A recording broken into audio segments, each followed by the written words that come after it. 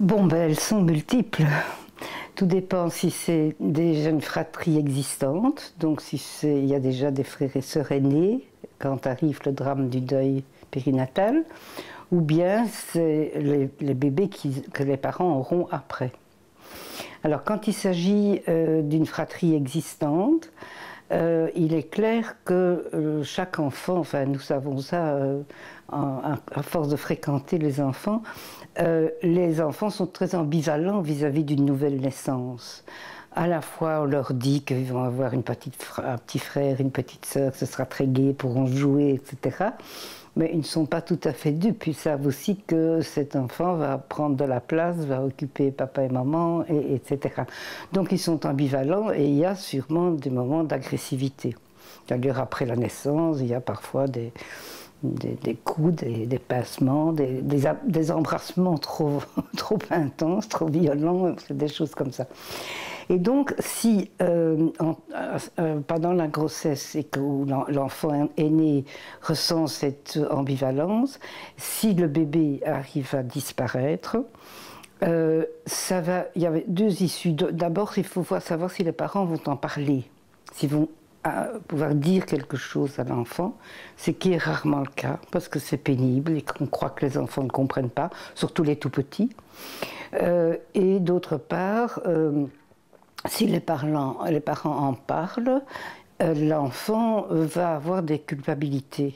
Des culpabilités à cause de ses sentiments ambivalents. Hein. C'est un peu agressif.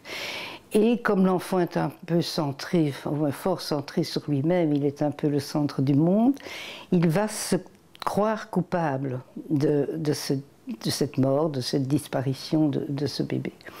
Et donc ça peut entraîner des culpabilités tout à fait inutiles, puisqu'il n'en est pas responsable, bien sûr. Et c'est pour ça qu'il est très important que les parents expliquent à leurs enfants ce qui s'est passé, que le bébé ne sera jamais là, et que personne n'y est pour rien, que personne n'est coupable. Donc ça, c'est déjà très important. Maintenant, ce qui arrive aussi, c'est quand c'est une... Non, ça n'a pas d'importance s'il y avait déjà des enfants ou pas, mais il y a beaucoup de parents qui, à cause de ce deuil difficile d'une perte périnatale, ont une tendance à idéaliser ce petit enfant. Et alors, les autres sont comparés à celui qui n'est pas là, ne sera jamais là. Et ça peut être très très lourd, parce qu'évidemment, les parents, pour se rassurer, idéalisent cet enfant, et donc les autres ne sont jamais à la hauteur. Et ça peut être vraiment très destructeur, parce que le narcissisme d'un être humain se construit dans la toute petite enfance, parce que les parents l'aiment, lui font confiance, le félicitent. Je sais bien que dans la pédagogie d'il y a un demi-siècle, on ne faisait que réprimander les enfants. Mais il faut aussi les féliciter quand ils réussissent quelque chose, quand ils ont fait un effort. On peut leur dire que c'est bien, ça ne les gâte pas. C'est toujours la peur de gâter trop les enfants. Mais si alors s'ajoute à ça le fait que non seulement on ne le félicite pas, mais on dit « Ah, le petit Luc aurait fait beaucoup mieux », ou bien ta petite sœur Amélie, qui est morte, aurait fait ça mieux, serait plus sage, c'est pas avec elle que j'aurais ces ennuis-là. Enfin, c'est inouï le nombre de phrases qui peuvent être sorties comme ça et détruire la confiance d'un enfant et bien assombrir son enfance aussi.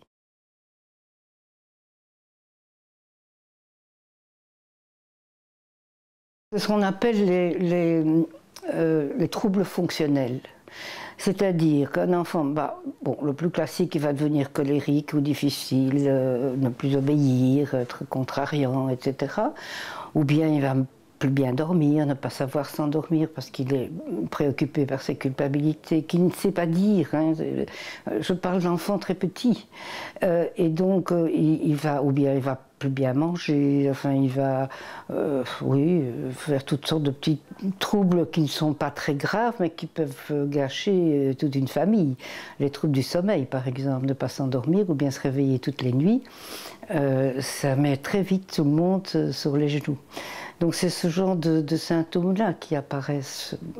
Oui, refuser de manger, par exemple, aussi, des colères, des peurs aussi, des phobies et des choses comme ça. Et ça, alors si les parents sont prévenus, ils peuvent consulter.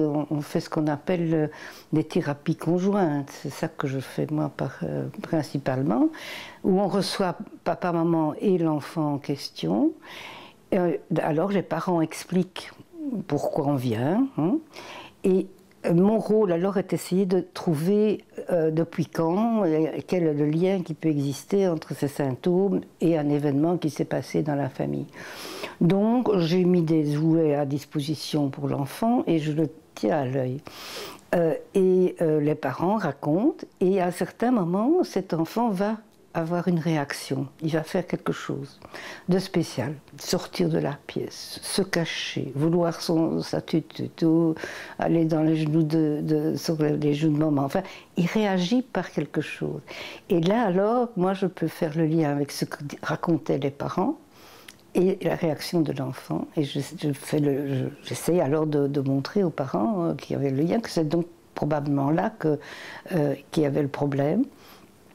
Et alors on peut discuter et j'explique alors à l'enfant. Parce que ce qui se passe très fréquemment, c'est qu'on n'a pas parlé, on n'a rien expliqué à l'enfant. Les gens pensent même un bébé ne comprend pas. Il ne comprend pas les paroles. Mais ce qu'il va comprendre avant 1 an, après il comprend déjà les paroles. Mais avant 1 an, il ressent très très très bien l'humeur de la famille. Il perçoit, il a une empathie innée et il sait très bien si maman est de bonne humeur, ou si maman est triste, ou si maman a des préoccupations, si ses gestes sont plus brusques. Enfin, ils ont toute une série de perceptions à leur service pour percevoir ça. Et donc, ils se posent des questions. Pourquoi est-ce que maman est comme ça? Est-ce que c'est ma faute? Parce que ça, c'est de nouveau toujours le même problème. C'est toujours très important dans tous les événements qui peuvent arriver dans une famille, de parler, d'expliquer à l'enfant, et de dire que ce n'est pas sa faute. Je conseille ça aussi maintenant aux parents qui divorcent. Bon, bien sûr, ils expliquent que papa et maman ne s'entendent plus, vont se séparer, mais qu'ils aiment toujours leurs enfants, et que c'est surtout pas la faute d'un des enfants. Parce qu'il y en a beaucoup qui vont se sentir coupables, et alors se donner la mission de réconcilier papa et maman, bien entendu, parce qu'ils espèrent toujours jusqu'au bout.